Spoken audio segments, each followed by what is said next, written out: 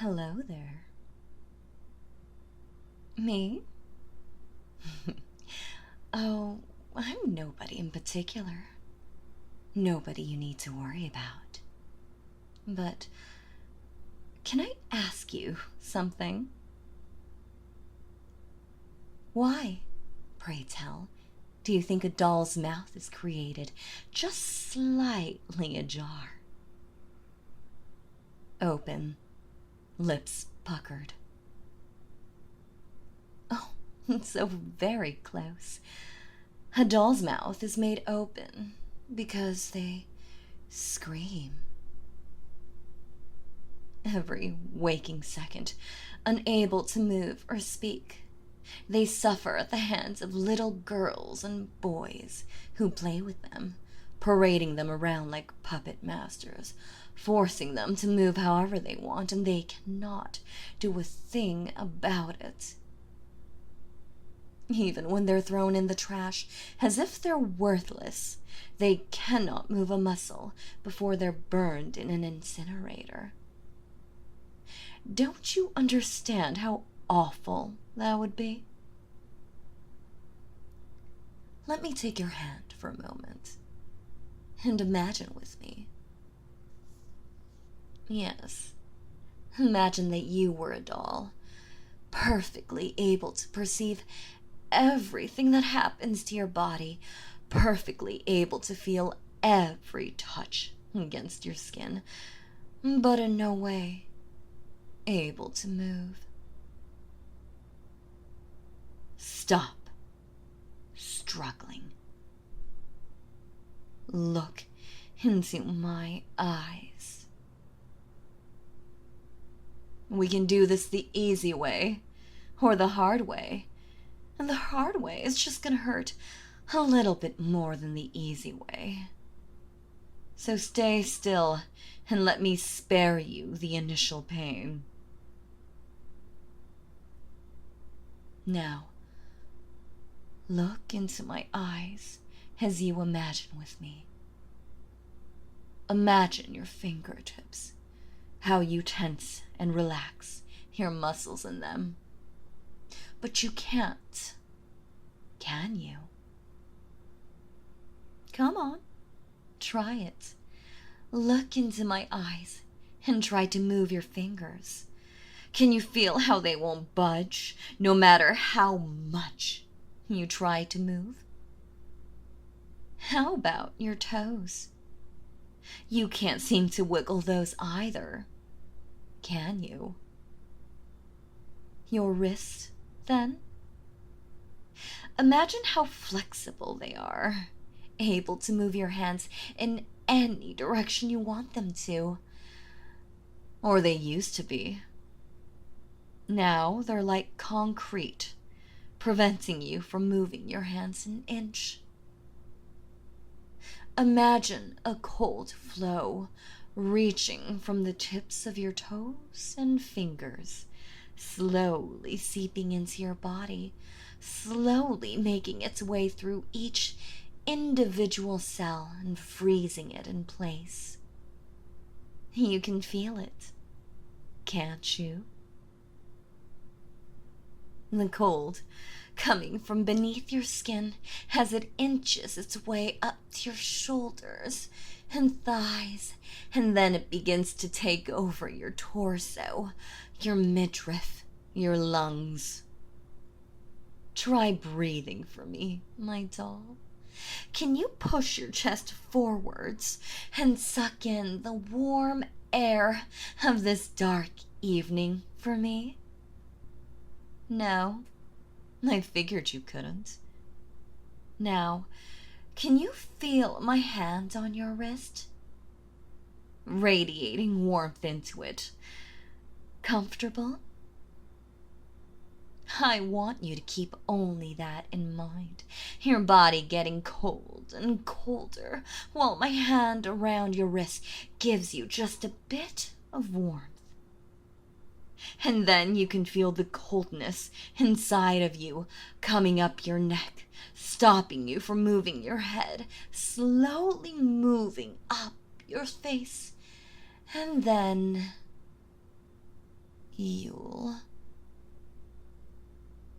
sleep.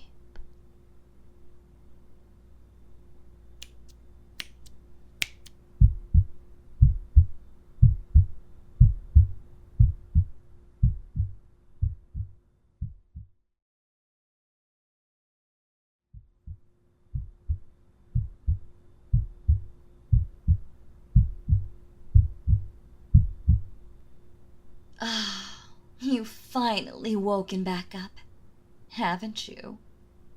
There's no need to keep your eyes closed. I can tell that your breathing pattern has changed. You know, that's something I've always hated about regular people. You're all so bad at playing pretend. You act like you know how to, but when it really comes down to it, when you really need it, you don't have the slightest idea of how to pretend. All you can do is try. What do I know? You're a feisty one, little doll. I like the feisty ones. I know how to play pretend, my doll. I've had to for years, but before I tell you about that, we need to get started on the procedure.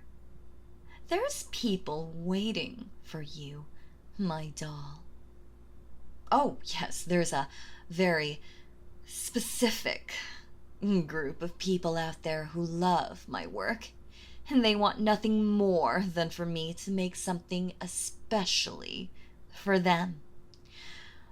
But to make something for someone, I need a canvas. A blank slate I can turn into a beautiful doll. Tell me, would you rather be a redhead or a brunette? Now, I think being a redhead suits your personality better, but brunettes usually get a bit more adoration. What do you think? Oh, of course. You don't know who I am yet. You may call me the Dollmaker. Your Dollmaker. I was bestowed with the power to make anyone I want beautiful, given a little patience. And you, my dear? I've been looking for a commission as an excuse to use you as a canvas for weeks now, and yesterday I finally got one. So now you'll finally be made beautiful. Don't you want that? Shh, shh, shh. Oh, a doll like you shouldn't have such strong language. Now, let me place my hand on your wrist and simply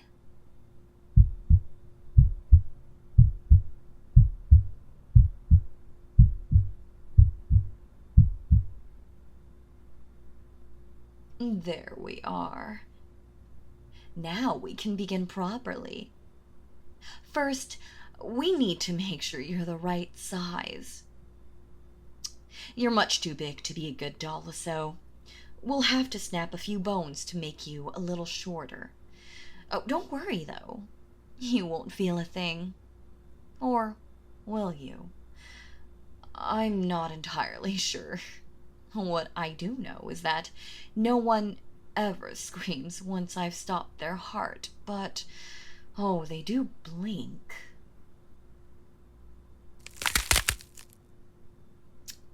There's your left leg.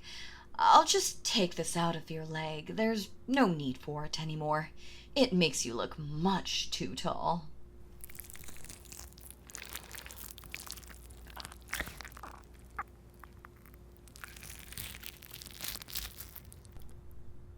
We'll concern ourselves with cleaning you up later, just before we dress you back up. Now, I'll tell you a bit about myself as I work to banish out the silence, if you don't mind. I terribly hate it when I'm alone with my thoughts for too long. This gift of mine, playing pretend, I had to learn for a long time how to master it. Turning people into dolls is easy. One day, I touched someone on the wrist while I was very, very angry at them, and they simply stopped moving. It was the strangest thing, but when I was young, very, very young, that's when I learned to play pretend. My mother? Oh, she hated me furiously, but she had a collection of life-sized dolls which she let my sisters play with.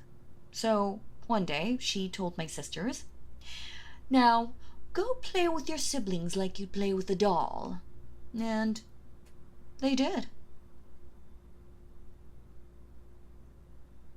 They played with me as one of their dolls, and I liked it. At first, at least. When they were done, my mother sat down next to me and told me I didn't do it right. My punishment was a fist in my stomach. The next day, she did the same thing. And again, I didn't do it right. After a week or so, I couldn't eat properly because my stomach hurt too much. So then my mother told me what she wanted of me. Whenever my sisters played with me like I was a doll, I had to act like a proper doll. I wasn't allowed to move at first. If she caught me moving a finger, wiggling a toe, she'd tell me I didn't do it right, and, well, I got punished.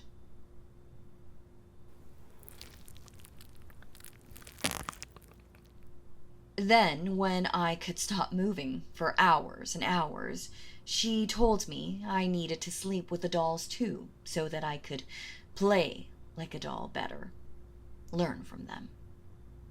Now, I was scared of the dolls at this point. Terrified. Who wouldn't be? But I had to follow my mother's command, and so I slept with the dolls in the closet. And then she told me I had to stop blinking and keep my eyes open.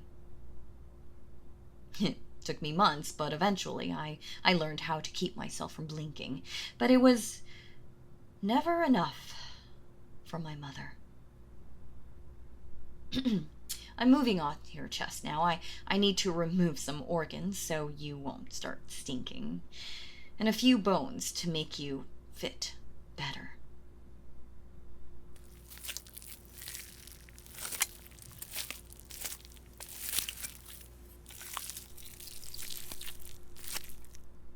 In any case, my mother asked me to stop breathing so powerfully, so I had to slowly teach myself to never move, speak, blink, or breathe in a way she could see.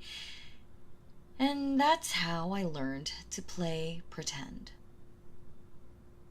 If I wanted to, I could sit down right next to you, and nobody could tell who was the doll and who was the doll maker.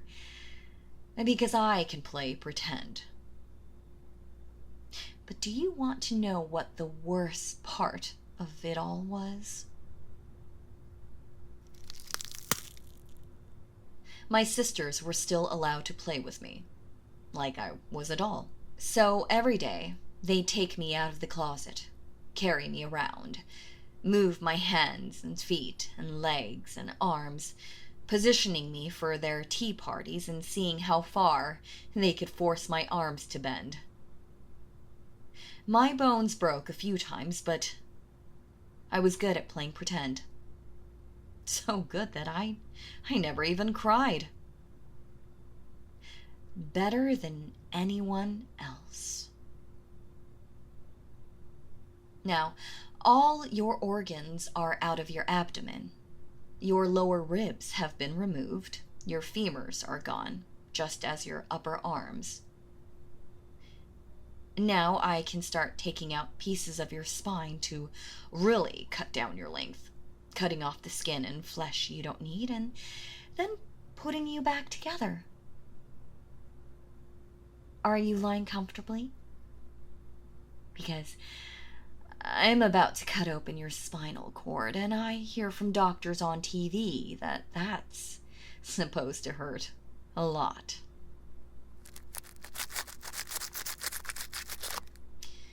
But anyways, my mom and my sisters kept making me play pretend until I was 15 years old.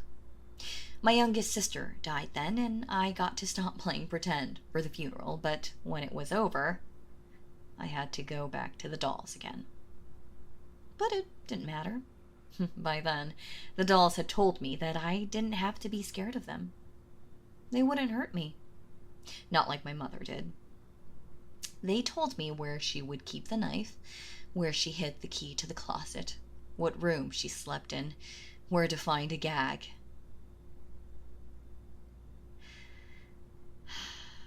And that night, instead of sleeping with the dolls, I made my mom play pretend instead.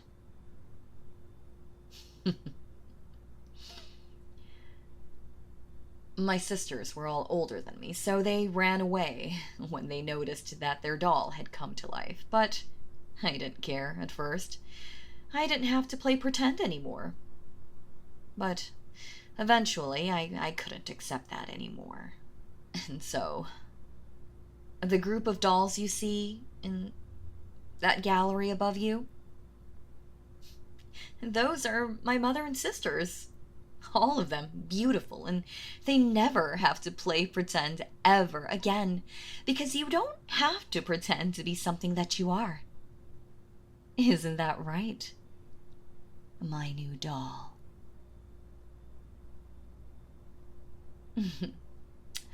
Almost done. All I have to do is sew you back together, clean you up, and you'll be ready for shipping.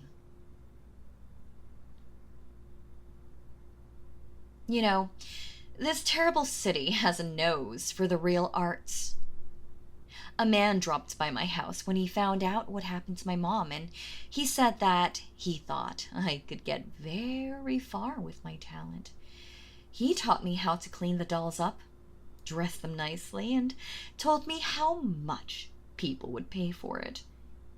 He showed me how to make it so that nobody would ever find me or the dolls I made. After all, what good is it to be the best doll maker in the world, but to be in prison where I can't make the dolls?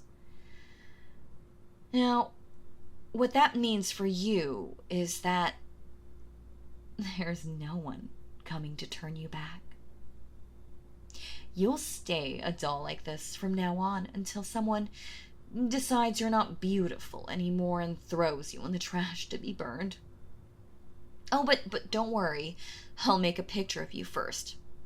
On a picture, you're beautiful forever. You know you can answer me, right?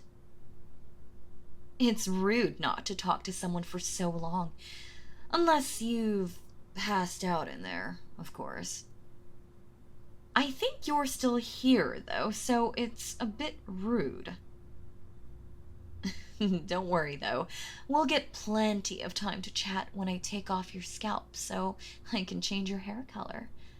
That's always a lot of fun. There, all sewn shut. You're all the right sizes everywhere. And that's step 1. Just 9 more steps to go. My pretty little doll.